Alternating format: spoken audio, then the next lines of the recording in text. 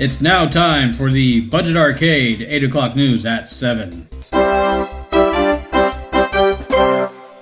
Welcome to the Budget Arcade 8 o'clock news at 7. I'm Jeffrey Spanks. And I'm Mark Plops. And here's what's trending in gaming news today. TheVerge.com reports the new Sims 4 patch that Electronic Arts has released adds ladders, but also a bug where Sims pee fire. They say, "We regret to inform you that a newly released patch for The Sims 4 seems to be making some Sims pee fire. Apparently, they've added UTIs." Nintendo reports via theforbes.com that over 300,000 users' accounts have been hacked. The breach was first reported back on April 21st. Nintendo has now clarified that, more of you may have been hacked. Look for an email update from Nintendo confirming your hackedness. The Verge is also reporting that Mixer is getting a big Fortnite tournament series hosted by Ninja.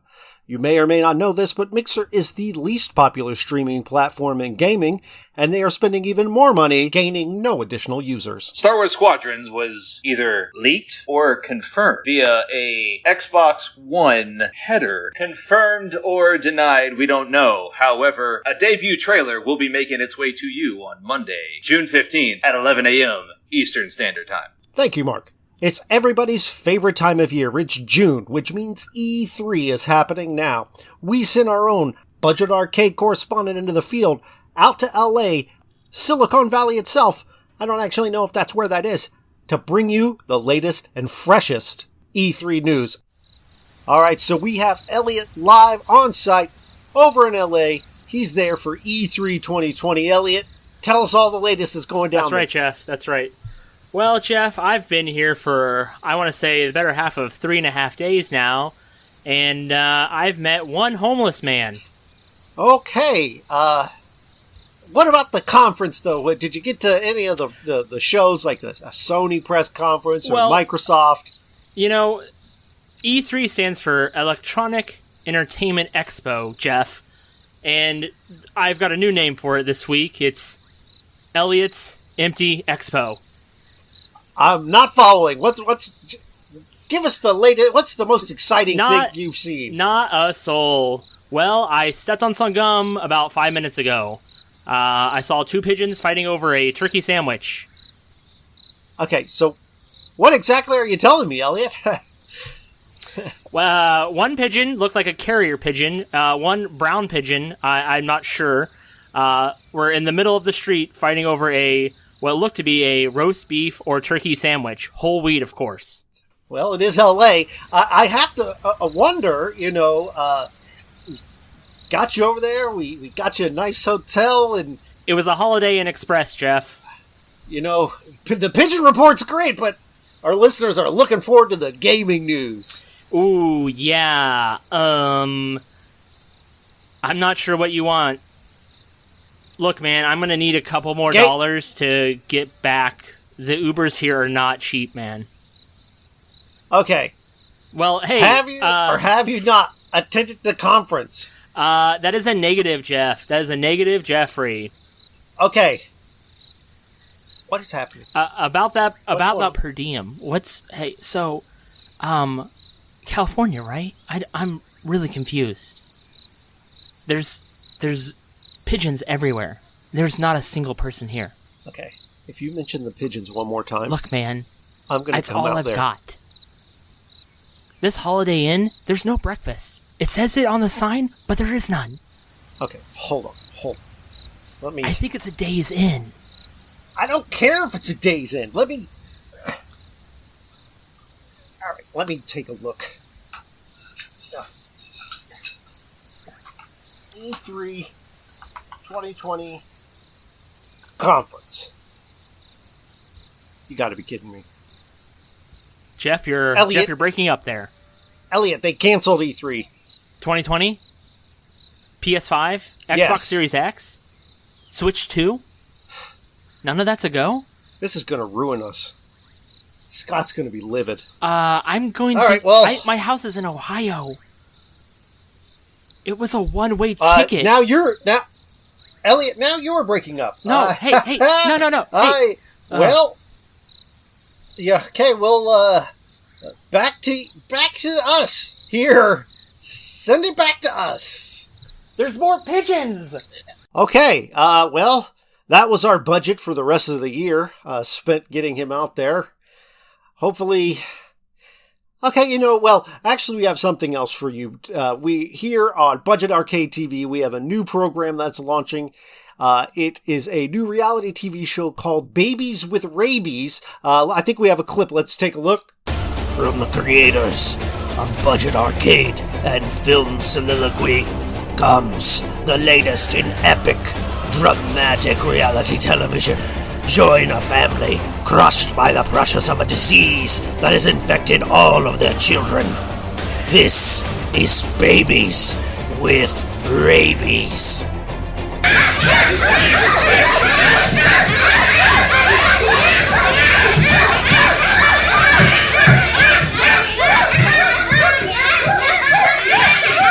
So don't forget to set your digital video recording devices to catch every episode of Babies with Rabies.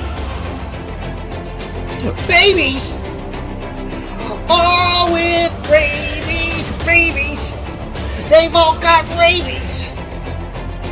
Who put these rabies in these babies? I didn't.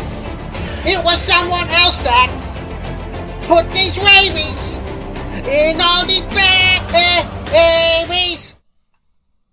All right. Well, this show is going well. Jeff, I'll tell you, I'm excited. We're an excellent program that you're listening to. Okay, so we're going to slow down a little bit and talk about the actual big news this week, which was the PS5 reveal. Mark, you're the PlayStation guy. I'm notably an Xbox guy. Why don't you go ahead and take the lead here? This past Thursday, PlayStation. The PlayStation 5, Sony had its big reveal. Here's what's coming, holiday 2020 show, and tons of games, tons of new games, new titles. However, the big thing that's taking on the internet right now, and memes and everything that you can just run into is hashtag PS5 looks like Sauron's eyes. Mordor is coming. Is the console itself? Now, I might be in the minority. I like it. Jeff, I'm there with you. Sure, it's different, but if I'm looking at my other systems right now, I've got an Xbox One X. It's a black box. I've got a PlayStation 4 next to it. It's a black box, right?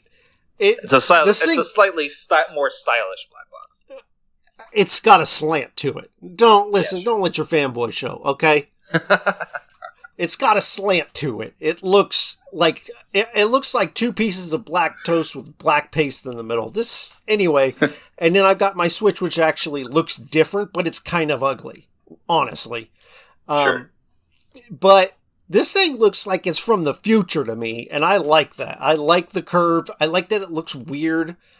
I'm fine with it. I think it's kind of cool.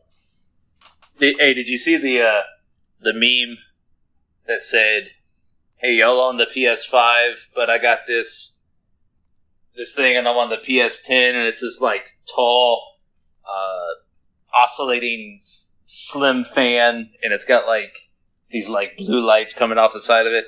That's me. I'm on the PS10 life.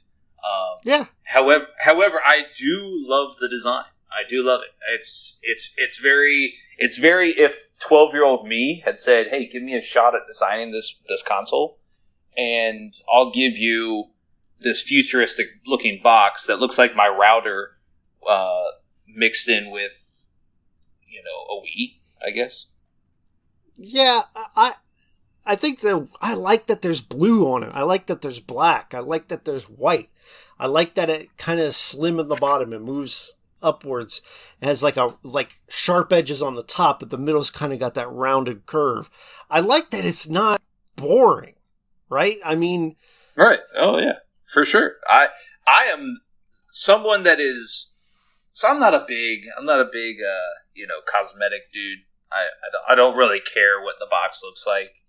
However, this is something that I'd put on my entertainment center and be like, "Hey, company, have you seen my PS5? Do you know how much I spent on this PS5? Look at it. Be in awe.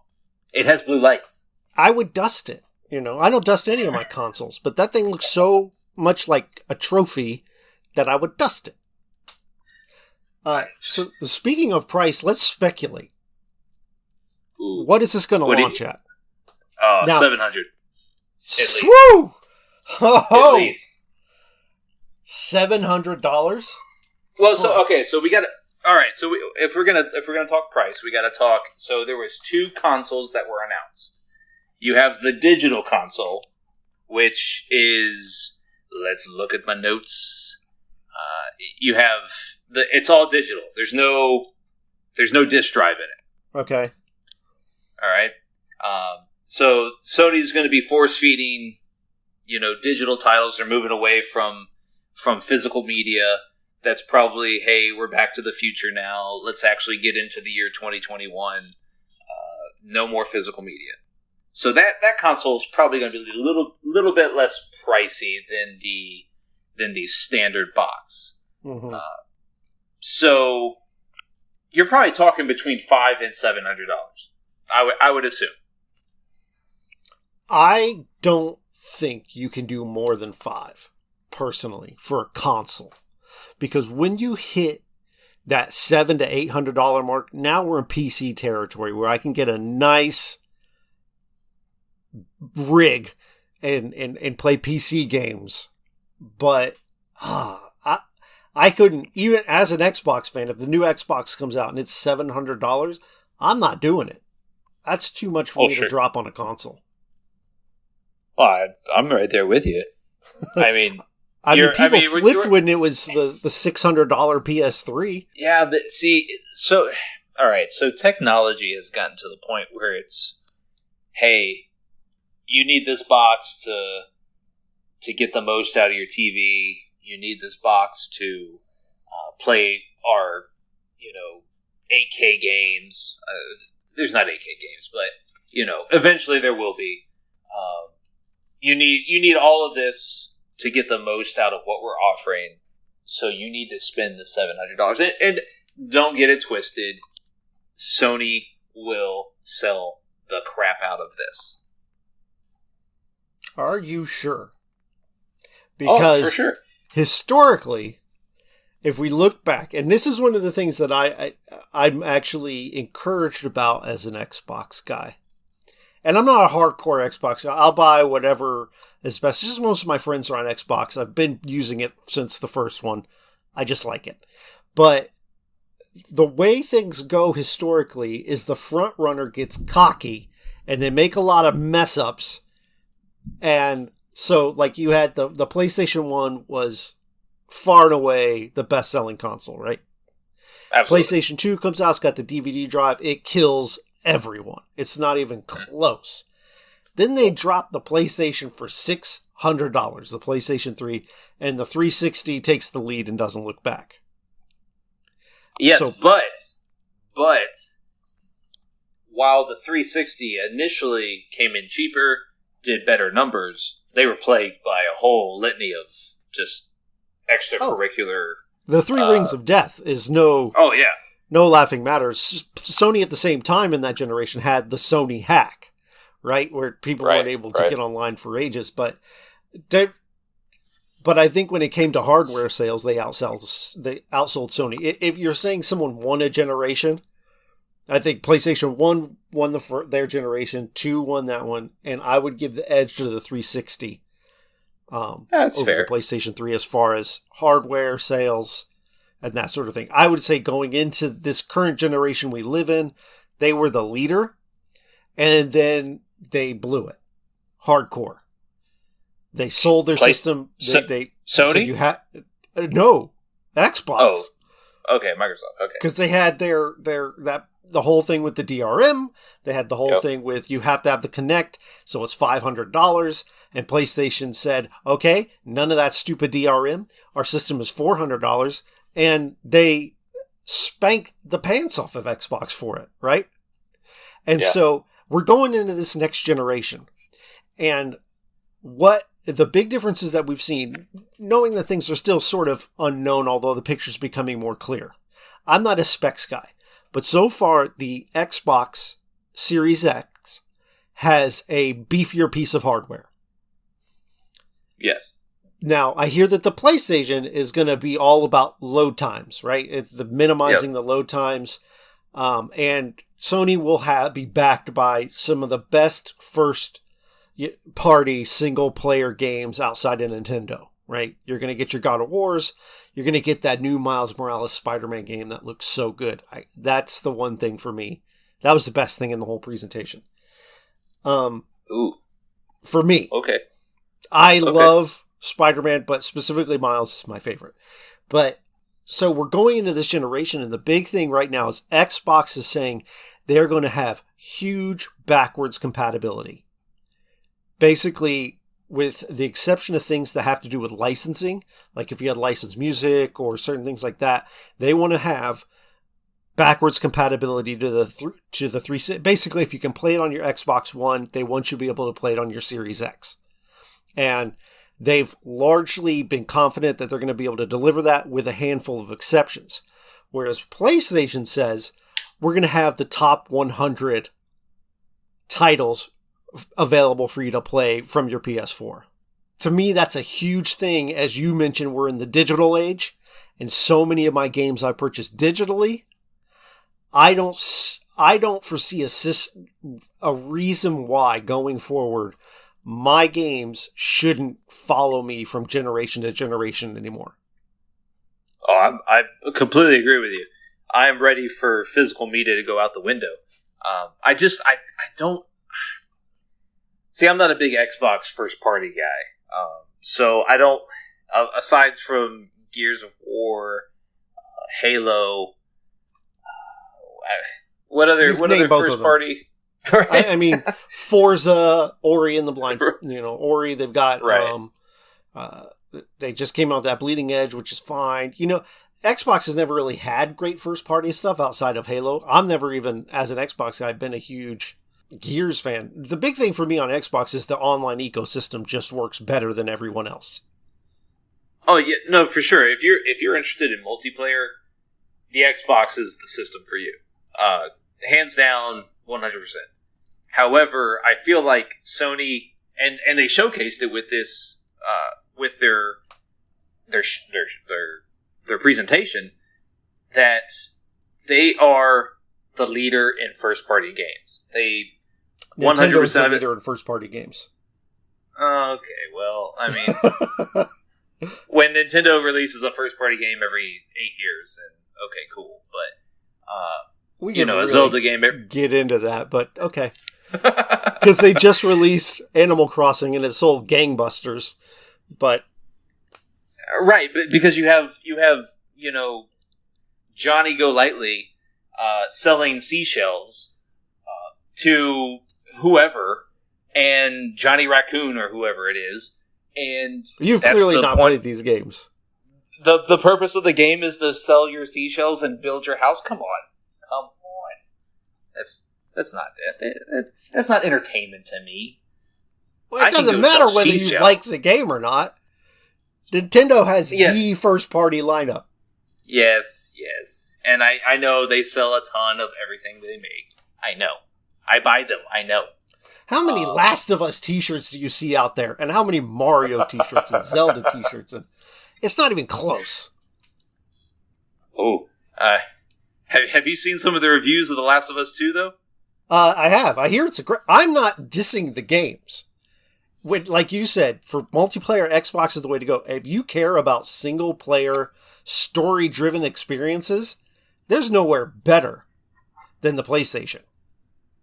Yeah, no, 100%. So let's talk about a few of the games that they showcased at their presentation. Like you mentioned, Spider-Man Miles Morales. That looks yeah, no, it looked great. A lot of cinematic stuff. No gameplay, obviously, but yeah. So it looks like it's got a Christmas setting. There was a question of whether this was a kind of an expansion on the original Spider-Man game that came out 2 years ago. Insomniac has since clarified that this is a standalone title. It is in the same universe, however, it is not a continuation from that original game. Miles Morales, he's probably, like you said, one of my favorite Spider-Man as well. Just simply because he's got swag. They kind of showcase his swag a little bit. The suit's got swag. It's a black and red suit. It's that it goes back to Spider-Man being a teenager, right? Like, we've had 300 million stories of Peter Parker. You know, and like Miles is new and fresh and a high schooler and dealing with high school issues like Spider-Man used to, but he hasn't for ages. So right. Yeah. Well, I hope this game is a little bit more challenging than the Spider-Man. I don't know if you played Spider-Man all the way through. I didn't finish it, but I played a bit. I generally don't go for these sort of super cinematic adventure games. Just I don't know why. I just get bored. I mean, that's you know, it is what it is. The gameplay is great. It's phenomenal. Right. There's nothing like swinging through New York City. And, absolutely. You know, just the gameplay is fantastic. However, I had a problem with the original Spider-Man game that it just made everything a little too easy. It was just too easy. You always had a trick up your sleeve, and you never really had to fight for survival in the Spider-Man game. To me, that's my opinion. But you know, I hope this game, and I'll play this game, no doubt. I'll get it. Mm-hmm. I just hope it's a little bit more challenging. I hope they play to the teenager aspect of Miles Morales and how he's not a refined character. He's not some veteran Spider-Man character that, you know, completely knows what he's doing. He's a kid trying to figure it out, and I hope they expound on that and make that more real. So that was I think they kind of led off their presentation with that. They dived into.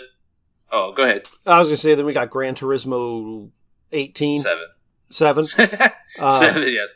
I have not played a Gran Turismo game since like 2 on the original PlayStation. And they're all the same. Yeah, they're all the same. I really loved Gran Turismo 2. I hated having to do the licenses because they were really hard. And, you know, us on Xbox, we have Forza, and I don't ever play that just because it's boring to me. Give me Burnout, man. I want crashes and fast races and nitrous. And these realistic races just don't do it for me. I'm not a car guy, but it did look really nice. I like the interiors of the cars, but it's not going to get me to the store. No, me neither. I'm not a big racing guy. However, every Gran Turismo game looks fantastic. Right. That's kind of Sony's bread and butter to showcase their visuals, and this Gran Turismo game looks fantastic. There was some aspects, and I don't even know if it was cinematic or actual gameplay, but I couldn't tell, and that's kind of their what they were going for, is that you can't tell whether you're watching a prepared piece or you're actually participating in what's going on. But then they moved into Ratchet and Clank, their adventure series, Rift Apart, and I thought this was cool. I thought it had the classic Ratchet and Clank vibes. Have you ever played it? Ratchet and Clank games? Really loved Up Your Arsenal. I really like the series. I think it's arcadey fun. It's not overly cinematic. Like, I don't like a ton of cutscenes. I like really great action, really fun exploration. And this series has it. I would definitely play this. It looks good. Oh, so one thing that will drive probably the story and sales of this game is that you're probably going to be able to play as a female character in the game, as the trailer alluded to at the end, is Clank gets separated from what's his face and Ratchet, and then ends up with a female version of Ratchet, and it cuts, and that's kind of the open-endedness of that, is that you may be able to play as a female Ratchet character, and I think that's cool. It's a new direction for the series, and I think that's a worthwhile expansion on an addition of a character. Yeah, I think you're going to be jumping back and forth between the two worlds. I think you've got Clank and this new female Ratchet character that they didn't name, at least that I could tell, running around. And then I'm guessing in the other world, Ratchet will have the robot version of this alternate version of Clank. So that'll be interesting. So it looks cool. The action looks like Ratchet and Clank. It's got the grinding on the rails while you're dodging around. It looks fantastic. Insomniac makes great stuff. Insomniac's been busy, bro. You're right. They Spider-Man, they clearly were given the blank check to force feed us, good games, and I hope they deliver. I'm sure they will. But right, the one thing I think is a given about this new Ratchet and Clank title is that it's probably going to be a holiday bundle with the console. It's probably going to be a launch title whenever this releases around the holidays, and they're probably going to bundle it with the digital version or whatever. You're probably looking at a $5.99 price tag for the digital version with Ratchet and Clank Rift Apart. So now you're saying $600 for the digital, okay. if it's a bundle. If it's a bundle. Okay. Were there any other games that jumped out that you're like, ooh, I need that? Oh, for sure. The biggest one is Horizon. What was the name of it? Horizon Zero for Forbidden West. Oh, okay. Horizon Zero Dawn 2, basically. It is Horizon Forbidden West.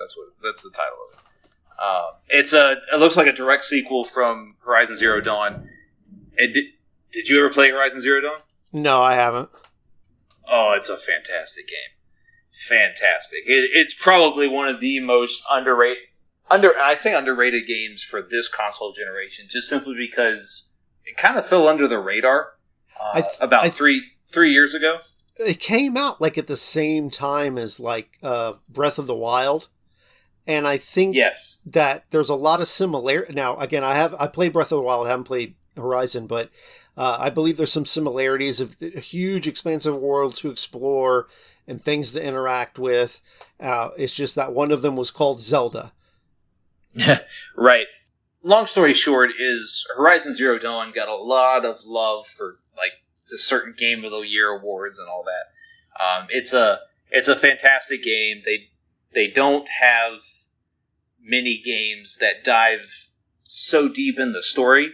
Breath of the Wild doesn't dive as deep as Horizon Zero Dawn does, as far as the story goes.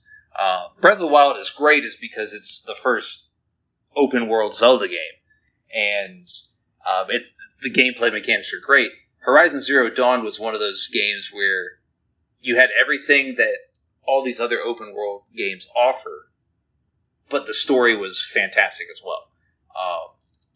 And so from Horizon Forbidden West, it looks like the main character, Aloy, is back. Your female protagonist. It looks like it introduces underwater exploration, which the first game did not. It looks like it takes place in ruined San Francisco. And from the trailer, it introduced a couple new robot monsters you're trying to tame these robot monsters throughout the first game, and so I imagine that's part of the same storyline here with the second one. But it looks amazing. That was probably my biggest game that I'm looking forward to now. What about you? Is there any other? I'm trying to remember all the different trailers. So the other thing I'd want to talk about, even though this game series is one I have divorced myself from, because of the horrendous microtransactions. But I used to be a big NBA 2K fan, and they showed a little bit of a basketball player in an empty court, and they zoomed in, and you could see the sweat pouring down, and and all that. And the NBA 2K series has always been to me like a benchmark of graphics for whatever generation. You can really tell what a console generation was capable of by looking at the NBA 2K games, because they've always just been really gorgeous. I wish they would have shown me it in a full arena and really kind of shown me everything, but all we got is a little glimpse. I won't be buying it anyway because their microtransactions have ruined the game, but to me, sports games are sort of like my barometer when we get into a new generation of really telling the difference, right? Because I know what a sports game looks like, and I know what real life looks like. And so when you show me the next generation of it, it just gives me a really good idea of what I can expect. And we didn't really get that here, so. 2K's always done great sports games, and I wish they'd get an opportunity to do a football game again, but it doesn't look like we're going to get that anytime soon. Well, they had some licensing thing, but I think it's going to be for like a mobile game. I don't think it's going to be for something that directly competes with Madden, which, whatever. Yeah, Madden's the same game every year, so it's fine. Yeah. So Sony also showcased a new Oddworld game. I'm not a big Oddworld fan, but it looked very cinematic. I haven't played an Oddworld game since the original PlayStation. So. Right. Yeah, I don't really. I'm guessing there's some people who just have an attachment for them. I've just never met any of those people. There's a new Sackboy game. It looks very Mario-esque. I don't care. I mean, it's fine. Like if I'm going to get a platforming cute game, it's going to be on the Nintendo console, because it's just going to be. They know how to do it better than anyone. Right. Exactly. I feel like Sony with the Sackboy franchise is just kind of like, hey, here's this kind of cute potato sack figure. Let's make a Mario game. They showcased a title called Destruction All-Stars. It looks like a Twisted Metal-esque. That looked great. Well, I mean, what did that have that interested you? Okay. Going back to Gran Turismo, that looks boring, right? Nothing happens. Right. You just drive in circles. There's great crash physics. So my favorite racing game of all time is Burnout 3. And it has these amazing crash physics, and it just looks like it's a lot of fun. You're going to get into an arena, drive around and smash your friends, talk some smack, and it looks fun. It just looks like how video games are meant to be, like just fun. It's the Michael Bay of video games. It's the Michael Bay Bad Boys 2 Michael Bay. There's no Transformers depth 3. and lots of explosions. Yeah, that's what I want from listen, if you're going to a Michael Bay movie for story, you're going to leave disappointed. But if you go for spectacle, it's going to deliver. And that's what who knows? Let's not talk about Michael Bay. Okay, what else you got? Godfall, a title called Godfall. It's developed by Gearbox. Looks like it's going to be a launch title. And it has a bit of a God of War feel to it. I thought it was going to be God of War when the trailer started. Yeah, but it looks like it's maybe a multiplayer game where you have to battle your way through certain levels of the God tier. I don't know. It looks kind of crazy and kooky, and the trailer had some hip hop song playing to it. It's by Gearbox, so it's gonna be respectable, at least. Yeah, they've been letting me down as of late. Borderlands 3 was just Borderlands 2 again. It didn't innovate the game at all. It's just more of the same. So we'll see. I mean, it could be that this is totally awesome, but Solar Ash Kingdom was another game. It's developed by Heart Machine. What's that? Journey. You remember the game Journey? Yeah. Games is hard. Developed. Yeah. Very, very Journey-esque. Very similar art style. Had cool synth music playing to it. Had me wanting to go solve a puzzle. So yeah, I'll give it a shot. I think at this point I went to the grocery store. So, because I was watching it live, I was like, I gotta go to the grocery store. Well, you missed. So while you're shopping for, cabbage. How'd you know? You're just one of those guys. Yeah. But they showcased a game called Bug Snacks. And this game was probably the most ridiculous game they announced for the entire presentation. Now, you said Bug Snacks? Yes, it's SNAX. Snacks. And it takes place on Bug Snacks Island. If Island sounds familiar, it's a very Animal Crossing-esque game. And I did see this. It looks horrible. Yes. And the trailer had a song that all the people said was Bug Snacks, Bug Snacks.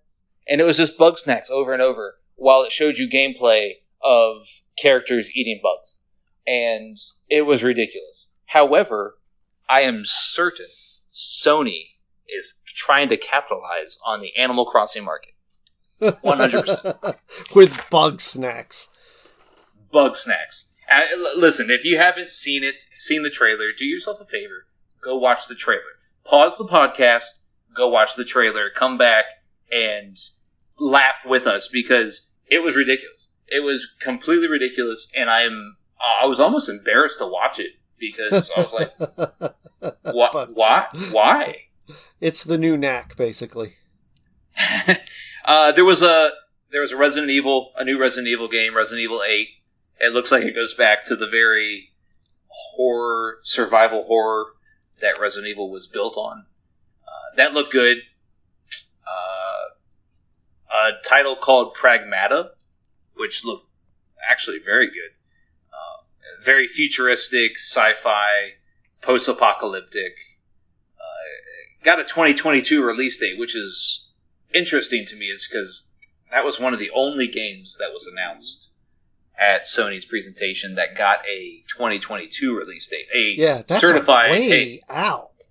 Right. Oh. So that to me tells me that this is probably going to be a big budget game. It's a big, hey, this is going to be a good game. Get ready for this one. It looked very cool. The cinematic trailer for it looked very cool. Had a, what was that game? Dang, I can't remember the name of the game, but you played as a guy in a suit in a post-apocalyptic Earth, and a guy in a suit and post-apocalyptic. When you say guy in a suit, you reminded me that there was a Hitman trailer which looked awesome, but I don't know about. I'm not a Hitman fan, but it looked okay.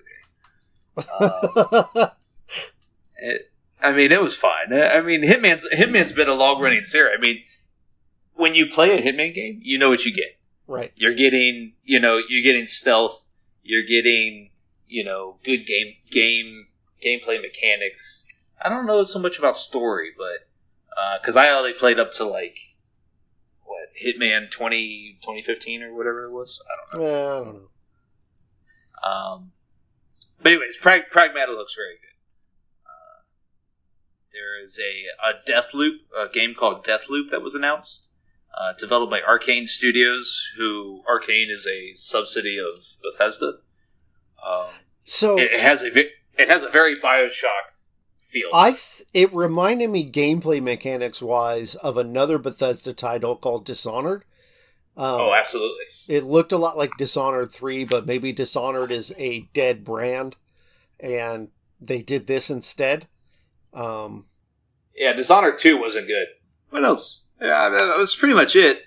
There was some other, quirky games that didn't really interest me much, but I think we hit on. And the game that will never die, GTA 5. Right. Why are you going to open your presentation? You, even as a Sony fanboy, have to agree with it. Why are you going to open your presentation with a game that came out in the previous generation, not even the current generation, the 360 PS3 era? Why? I'm the shoulder shrug emoji right now. I don't know. I mean, listen, don't get me wrong. GTA 5 was great. It was a great game. But Rockstar and now Sony are now milking this title. I mean, it's just classic, hey, what else can we do? I had this discussion with Elliot, I think, before. I'm a little concerned about GTA 6. That when we get it, it's going to just be GTA Online.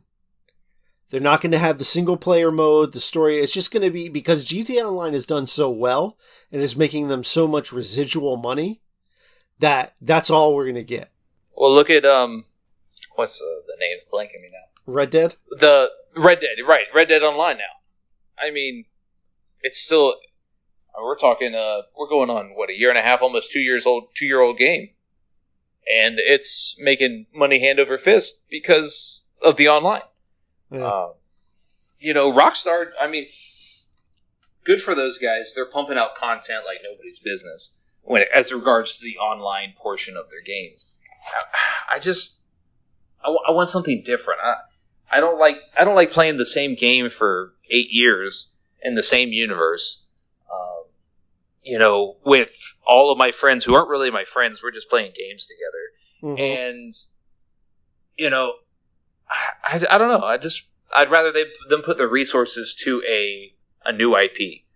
Something that's out there on a limb that is gonna, maybe it falls flat, but at least they tried something new. Well, let us know what you thought of the PS5 announcement gameplay reveal thingamajig. You can find us on Twitter and Instagram at Budget Arcade. We've got our website, www.budgetarcade.com. You can also find our Discord link on all these places. Join us and discuss what you saw, what you liked, what you didn't like, how you feel about the spaceship of a console. I mean, it's the mothership. Yeah. Now, the opening of this episode may be horrible. If it is, let us know, and I won't do it again, okay? But if it's actually somehow turns out to be good, great. But I'm not holding out hope. We'll see you next time on Budget Arcade News at 7 p.m. Have a good night, everyone. Welcome to the island of bug snacks. Find a bargain kind of snack. Try to catch it in your trap. Feed somebody and you'll see we are whatever we eat. Find them hiding in the sand, tearing up a ketchup patch. Come to snack to violent and discover it's bug snacks. It's bug snacks. Talking about bug snacks. It's bug snacks.